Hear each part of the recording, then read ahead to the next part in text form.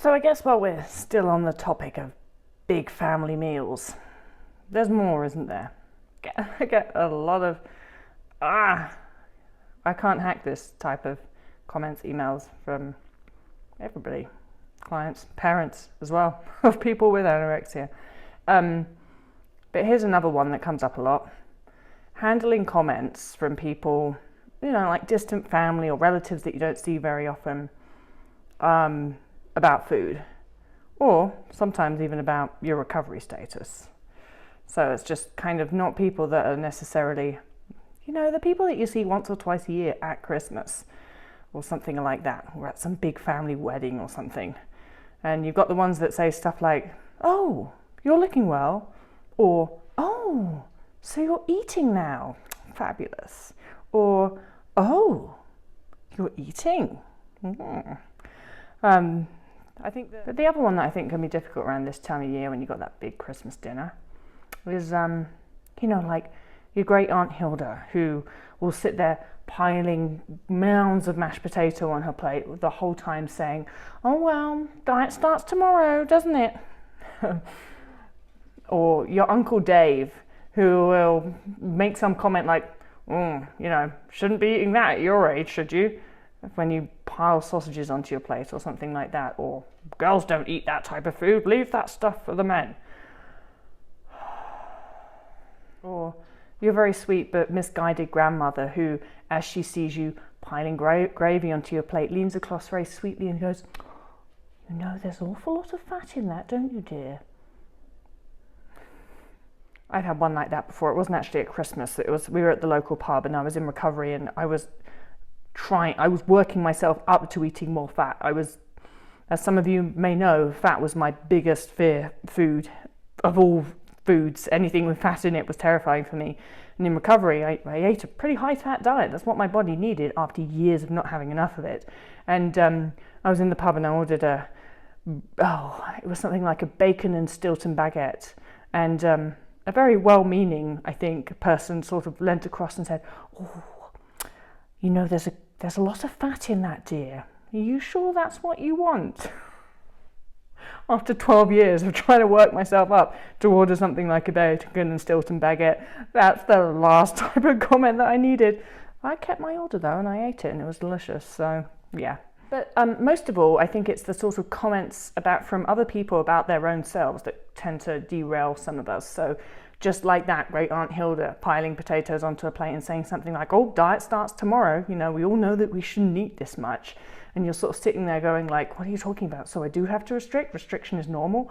Is everybody going to be exercising on Boxing Day? Should I be doing that?" Your brain just starts going crazy, and you just need to chill. Take a second. Bring your focus back to what's going on with you and your body.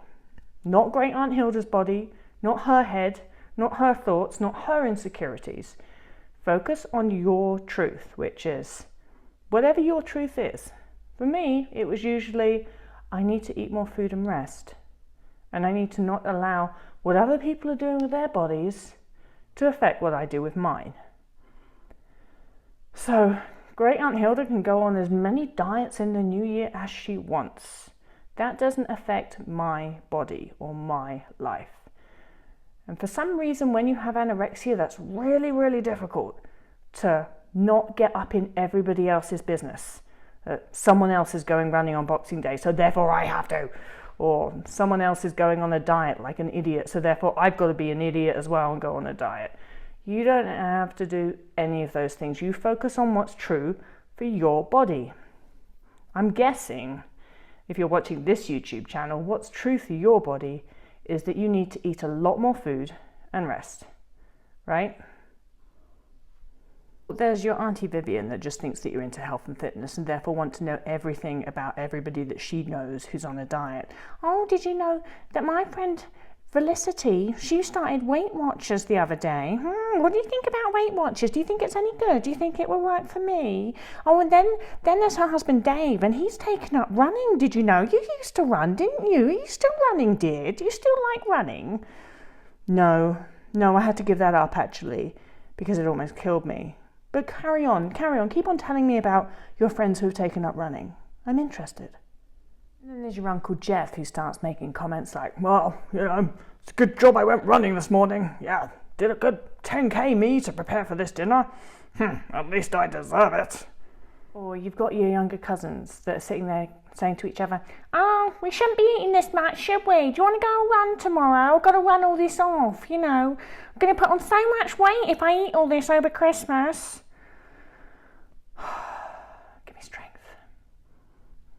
And then you've got the crowds of people after dinner who lie around going, oh, shouldn't have eaten that much. No, shouldn't have eaten that much. Yeah, definitely overdid it. Shouldn't have eaten that much. Just going to have nothing to eat tomorrow. Sometimes you're just going to be like, I wish everybody would just shut up and stop going on about how much food everyone's eating and how they need to work out in the new year and how they'll put on 100 pounds over Christmas Day. Just shut up. This is why I love animals so much, because they don't make a big deal out of stuff that's not a big deal.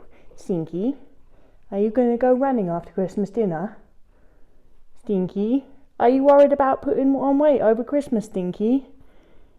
Stinky, are you going to join a gym in January, Stinky? No, don't think he is. Don't think he gives a shit. Do you, Bob?